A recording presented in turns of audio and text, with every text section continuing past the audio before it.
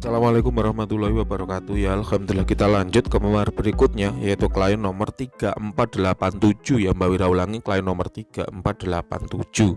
Di sini ada terawangan sebuah liontin batu. Ini kalau nggak salah loh ya. Kalau salah ya maafkan ya, karena Mbak Wira kan bukan tukang batu ya. Ini batu Pirus Persia ya. Kalau nggak salah ya. Kalau salah ya monggo lah, apa namanya, bebas ya. Nah, batu ini memang berhodam. Ya, batu ini memang berhodam. Nah, kalau ini pasti nggak salah ya. Mbah Wira yakin dengan kemampuan Mbah Wira dalam melakukan terawangan. Secara vibrasi energi dia dingin menarik. Artinya apa sih Mbah? Dingin menarik itu. Dingin menarik ini adalah bahasa Roso ya. Bahasa Roso itu nggak usah Anda hiraukan. Abaikan saja. Terjemahan dari dingin menarik adalah berarti benda ini memiliki tuah dalam hal pengasihan yang kuat. Ya, pengasihan itu apa sih? Membuat orang lain mudah senang, mudah suka.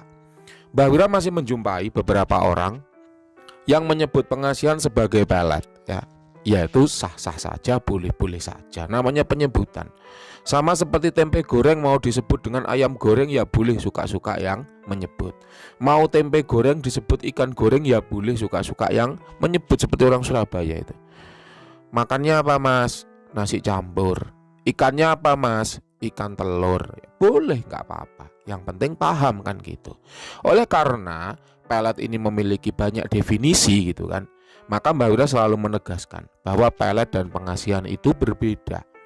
Ini ibarat orang Surabaya dibilang ikannya apa Mas? Tempe. Itu lalu dijelaskan. Ikan itu adalah hewan yang bisa berenang di laut, itu ikan, bernapas menggunakan insang. Lah kalau tempe itu kan nggak bernapas menggunakan insang, jadi jangan disebut dengan ikan, sebutlah dengan lauk, kan gitu dah. Tapi ini perlu Mbak Wira jelaskan bahwa gini, yang namanya pelet adalah suatu metode ya, yang digunakan untuk menghantam pikiran target sehingga target lupa segala-galanya dan hanya ingat kepada si pelaku pelet. Ya, pelet itu adalah santet, tapi bukan bertujuan untuk menyakiti, melainkan untuk membuat pikiran target itu lupa segala-galanya. Jadi itulah kenapa korban-korban pelet itu yang diingat ya hanya pelaku pelet. Udah lupa mandi, lupa makan, lupa sholat, lupa mempercantik diri, lupa berpakaian ya. Dia hanya ingat kepada si pelaku pelet ya. Itu pelet. Jadi suatu metode untuk menghantam pikiran target. Nah, kalau asihan itu adalah suatu metode yang digunakan untuk merombak aura si pelaku sehingga aura itu menjadi nyaman, indah, enak ketika bersama dengan orang lain. Beda ya. Kalau pelet itu suatu ilmu untuk menghantam pikiran orang, sedangkan kalau asihan itu suatu metode untuk merombak ya aura si pelaku asihan ini tadi. Pada subjek dari kilauan juga berbeda. Kalau pelet itu subjeknya adalah korban orang lain, sedangkan kalau asihan itu subjeknya adalah si pelaku itu sendiri. Misalnya Mbah Wira menggunakan teknik pelet untuk memelet Anya Geraldine. Berarti pelet itu targetnya adalah Anya Geraldine. Mbah Wira menggunakan asihan supaya Mbah Wira disenangi oleh orang lain. Berarti Mbah Wira menjadi apa? Menjadi tempat ya terjadinya asihan itu, sehingga orang lain mudah senang dan nyaman bersama Mbah Wira. Jadi beda loh ya. Pelet itu sendiri ya termasuk dalam golongan ilmu hitam karena digunakan untuk menyakiti orang lain, membuat orang lain lupa segalanya. Sedangkan kalau asihan itu tidak ada ilmunya macam-macam. Dia hanya merombak aura. Jadi aura diri kita itu dioperasi sehingga apa? Menjadi nyaman. Jadi orang lain itu kalau dekat sama kita itu nyaman, gatuk.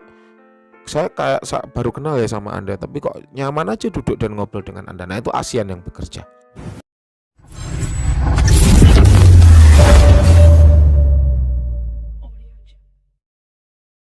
Paham ya?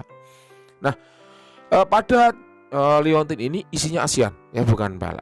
Asian. Kalau untuk pelet kurang dingin, kurang sadis, kurang serem, dan biasanya ada sensasi rasa ditusuk-tusuk jarum, itu pelet ya. Jadi ini hanya asian saja. Nah, kemudian secara visual ya, secara penampakan Mbah Wira mendapatkan penampakan wujud wanita cantik, rambutnya panjang ya, dia berbaju hijau, bukan hijau ya, lebih ke biru ya. Kemudian biru gelap ya, ada semburat kuningnya. Apa ini Mbah maksudnya? Jadi gini, kalau kita bicara wujud khodam, maka jangan kaku-kaku dalam memaknainya, karena yang namanya khodam itu kan jin Ya, makhluk Tuhan yang terbuat dari nyala api kan gitu. Jin itu terjemahnya gitu. Nah, jin itu pinter banget berubah wujud. Dia mau jadi apapun tuh bisa. Mau jadi apapun itu bisa. Oleh karenanya, kalau ada orang, "Mbah, saya mau beli apa? Beli kuda macan." Itu ya bodoh. Kenapa? Karena yang namanya jin itu bisa berubah wujud jadi macan, bisa jadi kuda, bisa jadi ular, bisa jadi elang, bisa. Kan gitu. Ya namanya juga jin. Nah, lalu wujud asli jin itu seperti apa sih, Mbah? Seperti manusia. Cuman biasanya aneh. Dia sangat besar, atau kalau gitu sangat kecil, kalau itu sangat kurus, kalau nggak gitu sangat panjang, kalau nggak gitu tangannya panjang, lehernya panjang. Nah, itu jin. Wujudnya seperti manusia. Jadi kalau dia berubah wujud jadi macan, jadi elang, jadi naga, jadi ular, itu hanyalah apa? Penggambaran dari karakter energi. Jadi Anda jangan memaknainya secara wah aku punya macan. Enggak seperti itu. Paham ya? Nggak kembali. Nah, kalau berarti wujudnya adalah wanita cantik, rambutnya panjang, berbaju apa tadi? Hijau biru ya, hijau biru gelap. Artinya apa, Mbah? Artinya begini. Wanita, berarti dia jenis kelaminnya wanita. Berambut panjang. Ya memang di sana rata-rata rambutnya panjang sih. Atau botak juga ada ya. Kalau rambutnya pendek, ya, Dewi Mor nggak ada ya. Apa ikal gantung juga nggak ada. Nggak tahu, Mbak Wira belum pernah lihat salon di dunia jin ya. Nah, kemudian pakaiannya hijau biru. Hijau biru ini pakaiannya mewakili aura. Aura hijau biru berarti dia punya tuah dalam hal pengasihan yang kuat. Semburat kuning berarti ada unsur kerejekiannya. Gelap berarti dia masuk dalam kategori dark entitas. Tapi ini aman ya, tanpa dampak negatif. Mbah, kok ASEAN gandeng dengan kerejekian ini gimana ceritanya? Ya memang kalau ASEAN itu dekat dengan kerejekian ya. ASEAN itu bukan hanya urusan selangkangan, tapi ASEAN itu lebih digunakan untuk menunjang unsur kerejekian. Contoh, kalau saya diasi oleh orang, meskipun itu baru kenal, tapi gampang closing. Ketika saya tawarkan apapun, dia mudah membeli. Ketika saya diasi oleh pimpinan, oleh bos di perusahaan misalnya, ya kalau bos itu senang dengan saya, gampang memberi bonus, kan gitu kan. Kalau ada posisi jabatan yang kosong, saya yang ditawari. Kalau misalnya ada lemburan, saya yang disuruh. Ada bonus akhir tahun, bonus saya ditambahi misalnya gitu. Nanti kerejekian semua. Kalau saya disenangi atau diasihi oleh bawahan, berarti bawahan itu apa? Mudah dikontrol, mudah disuruh, sehingga target-target yang diberikan kepada kita mudah tercapai, mudah dikoordinasikan, mudah dikomunikasikan, kan gitu. Artinya apa? Kalau target mudah tercapai, bonus sudah menunggu. Jadi memang ASEAN itu dekat hubungannya dengan kerejekian. Jangan salah memaknai kalau ASEAN berarti hanya untuk urusan selangkangan. Enggak ya, paham ya? Nah, kemudian semburat kuning tadi apa? Kerejekian sudah ya. Kemudian apa tadi? Aduh kok lupa. Oh iya, ini dark entitas ya. Dark entitas itu adalah simbol. Dark itu bukan berarti hantunya atau khodamnya itu gelap, bukan ya. Kelakuannya gelap juga bukan. Ilmunya gelap juga bukan. Dark entitas itu mewakili aliran kiri. Aliran kiri itu apa sih, Mbak? Aliran kiri itu adalah suatu jenis khodam yang apabila dia digunakan untuk tuah kejahatan itu cepat. Loh, Mbah, maksudnya tuah kejahatan itu gimana? Misalnya kayak gini. Ada pimpinan kan berarti kan satu jumlahnya. Orang lain menggunakan ASEAN juga ke dia. Kita juga menggunakan ASEAN untuk memikat pimpinan. Nah, kalau dia dark entitas, dia berani melawan khodam orang lain dengan cara-cara yang apapun itu bisa dia gunakan. Yang penting afirmasi atau perintah dari tuannya itu tercapai. Ibarat orang balapan gitu kan, balapan mencapai garis finish. Dia itu bukan hanya bisa nendang lawan kiri kanannya, tapi juga bisa menggunakan jalan pintas agar cepat mencapai finish. Ya, ibaratnya misalnya ini mahasiswa itu kan ada yang putih ada yang hitam. Yang putih itu apa? Ya jujur, nilainya jelek, IPK-nya jelek nggak apa-apa, yang penting jujur kan gitu. Kalau dark entitas itu ibaratnya senyontek-nyontek dikit nggak apa-apalah. Misalnya dikasih tugas nipu-nipu dikit nggak apa-apalah. Wah, itu masih ingat ya, pernah diceritain sama dosen. Suruh apa? Suruh nyangkok pohon. Tahu ya nyangkok pohon? Pohon yang paling sulit dicangkok itu apa? Durian. Karena dicangkok durian tadi itu gagal, nggak tumbuh akar. Akhirnya dia pakai dark entitas. Apa tuh dark entitasnya?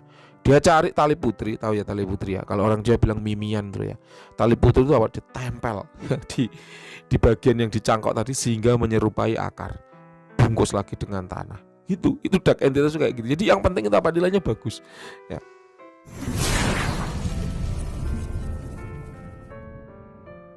Jadi ini penggambaran ya, penggambaran. Orang kalau misalnya nyusun tesis misalnya, biar bebas plagiasi gimana?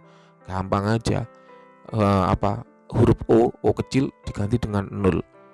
Nah, pasti kan langsung lolos plagiasi. Nah, itu contohnya dark entitas tuh kayak gitu. Ya, jadi bisa menggunakan segala cara untuk mencapai tujuan. Ya, tapi aman ini tanpa dampak negatif. Kemudian asal khodam dari daerah laut ya di sekitar Sulawesi, usianya kira-kira ada 3.200-an tahun. Kalau Mbah Wira ngomongin usia 3.000 tahun ke atas itu berarti udah tua. Ya, berarti 3.200 ya udah tua ya berarti ya. Dengan level power sekitar aslinya 90. Namun di sini khodam berpesan kepada Mbah Wira bahwa Anda itu memang gemati. Gemati itu apa? Baik terhadap khodam, tapi Anda kurang lihai dalam mengoperasikannya. Lah, emang beda ya Mbah antara baik dan lihai? Beda. Contohnya Anda punya sepeda motor. Sepeda motor Anda cuci tiap hari, Anda lap dari debu setiap hari sehingga kinclong. Anda isi dengan pertamak, kan gitu kan? Tapi dalam memakai kadang Anda pakai gigi besar dengan kecepatan yang rendah sehingga akhirnya mesinnya jadi lemah. Nah, itu contohnya ya. Atau kalau nggak gitu, misalnya Anda punya mobil, gimana sih Mbah? Maksudnya gemati sama mobil tapi kurang lihai menggunakannya. Ya, mobil itu dilapi tiap hari, diisi pertamak, tapi kalau ada lubang di jalan tetap diterjang aja, nggak dihindari. Nah, itu kurang lihai, itu maksudnya kayak gitu. Kena jalan tanjakan giginya nggak dikurangi sehingga pakai gigi besar akhirnya mesinnya mati. Nah, kayak gitu ya. Jadi itu namanya kurang lihai. Baik sebenarnya pada khodam tapi kurang lihai. Perawatan juga udah bagus tapi ya itu Anda kurang pintar mengoperasikannya. Lalu supaya saya pintar mengoperasikannya gimana Mbah? Konsultasilah pada si penjual. Kenapa? Karena itu tugas dari penjual untuk membimbing pembelinya hingga lihai dalam mengoperasikan suatu benda yang dia jual. Paham ya? Nah, kemudian kalau untuk tuah ini udah jalan tapi ya itu tadi sebenarnya masih bisa dimaksimalkan lagi ya karena Anda kurang lihai. Mbah Wira kasih bocoran. Bagaimana sih Mbah memaksimalkan tuah suatu azimat berkhodam? Yang pertama yaitu apa? Jalin komunikasi yang baik, jalin kedekatan yang baik. Komunikasi yang baik itu kalau untuk awam paling mudah dilakukan sambil bermeditasi. Kenapa? Karena saat kita meditasi, kepekaan batin kita itu mencapai puncaknya paling tinggi, sehingga kalau kita ngobrol dengan khodam itu langsung klik dari hati ke hati. Kemudian yang kedua, rutinlah memberi hadiah atau offering. Offering yang paling baik apa? Mbah Wira merekomendasikan dupa gaharu cap Raja Om. Yang kenapa? Karena terbuat dari serbuk gaharu herbal tanpa campuran bahan kimia apapun. Tanpa campuran bahan kimia apapun. Artinya secara vibrasi energi dia sangat baik untuk merecovery energi khodam. Ya, benda-benda berkhodam ini sangat baik. Kemudian tanpa campuran bahan kimia apapun, artinya apa? Dia tidak disemprot dengan parfum sehingga apa? Aromanya itu soft atau lembut, tidak nendang di hidung sehingga aman Anda gunakan untuk jangka panjang, tidak pedih di mata, tidak sesak di dada ya. Sedang ada diskon 50% di Shopee dan Tokopedia, nanti untuk linknya ada di kolom deskripsi. Oke, sekiranya itu yang bisa Mbah Wira sampaikan ya. Nanti untuk nama khodam akan Mbah Wira ketikkan secara langsung karena nama khodam bukan untuk konsumsi publik. Terima kasih, selamat pagi.